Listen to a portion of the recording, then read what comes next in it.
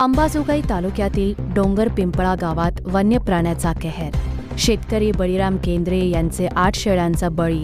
भरपाईची मागणी तीव्र. अंबाजोगाई तालुक्यातील डोंगर पिंपळा येथे रविवारी मध्यरात्री हिंस्त्र वन्य प्राण्याचा हल्ला होऊन शेतकरी बळीराम बाबूराव केंद्रे यांचे 8 शेळ्या जागीच ठार झाल्याची धक्कादायक घटना समोर आली आहे. अचानक झालेल्या या हल्ल्यामुळे शेतकऱ्यांचे मोठे आर्थिक नुकसान झाले असून ग्रामस्थांमध्ये भीतीचे वातावरण निर्माण झाले आहे. अचानक झालेल्या या हल्ल्यामुळे शेतकऱ्यांच्या घटनेनंतर ग्रामस्थांनी तात्काळ वनविभागाला माहिती दिली असून शेतकरी केंद्रे यांनी योग्य नुकसान भरपाई व संरक्षणासाठी तातडीने उपाययोजना करण्याची मागणी केली आहे. गावकऱ्यांचे म्हणणे आहे की आमचे जनावरेच आमचा आधार, त्यांच्याच रक्षा व्यवस्थेत ढिलाई नको. ठार केलेले या ठिकाणी आपण त्या शेतकऱ्यांशी बोलत आहोत.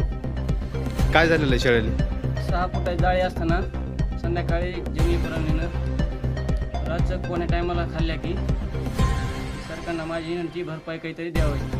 किती शेळ्या आहेत तुमच्या सगळ्या? 8 शेळ्या आहेत. बरं. समजेनी नरटे फोडले, समजा शेळ्याचे नरटे फोडले तर हां या डाळ काढत आहे.